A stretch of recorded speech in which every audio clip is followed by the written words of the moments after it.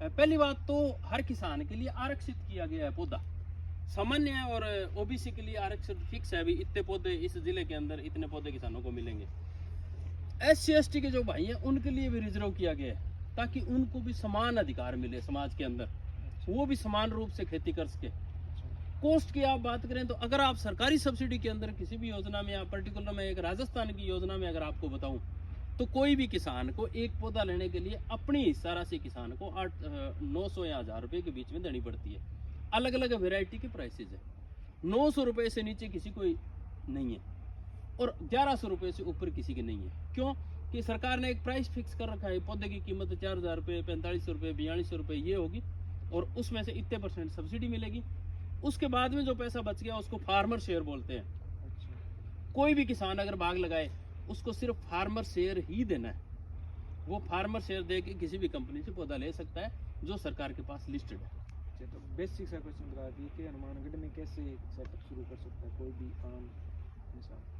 हनुमानगढ़ ही नहीं, मैं पूरे राजस्थान का बता दूं। राजस्थान में जो 52 जिलों में से जो 22 जिलों के अंदर योजना चल रही है, उनमें एक समान सिस्टम अडॉप्ट किया गया है।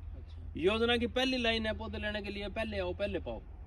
उसका आधार क्या है कि आपको राजस्थान सरकार का जो राज किसान पोर्टल बना हुआ है उसके ऊपर ऑनलाइन आवेदन करना पड़ेगा खजूर के पौधों के लिए। कोई भी किसान अगर खजूर के पौधों के लिए आवेदन करे तो उसके पास सबसे पहले जमीन का नक्शा होना चाहिए, जमीन की जमाबंदी होनी चाहिए, आधार कार्ड होना चाहिए, जन आधार कार्ड होना चाहिए, मिट्टी जांच की और पानी जांच की रिपोर्ट होनी चाहिए। ये डॉक्यूमेंट्स पूरे हो, उसके बाद में वो पोर्टल पे जैसे रजिस्ट्रेशन करेगा, रजिस्ट्रेशन करते ही सबसे पहले पूछा जाता है भी कितने एरिया के लिए आवेदन करना चाहते हो। तो मिनिमम सरकार आधा हेक्टेयर यानी 2 बीघा से नीचे के लिए सब्सिडी नहीं देती। वो 1-2 पौधा लगा ले, 10 पौधा लगा के एक बार टेस्ट कर ले, वो सीन नहीं है इधर। करनी है तो प्रॉपर साइंटिफिक तरीके से खेती कीजिए। आपने आवेदन किया, आवेदन करने के बाद एक टोकन नंबर जनरेट होता है, उस टोकन नंबर को प्रिंट कीजिए, सारे डॉक्यूमेंट्स जो मैंने पहले बताए हैं उनके साथ लगाएं और संबंधित कृषि विभाग के अधिकारी से मिले। अगर नहीं मिल सकते हैं तो आसपास जो भी हमारे जैसे रिसोर्स पर्सन हैं उनके पास जाएं, उनसे सलाह लें और उस फाइल को आगे प्रोसेस करें। उसके बाद में वित्तीय स्वीकृति निकलती है।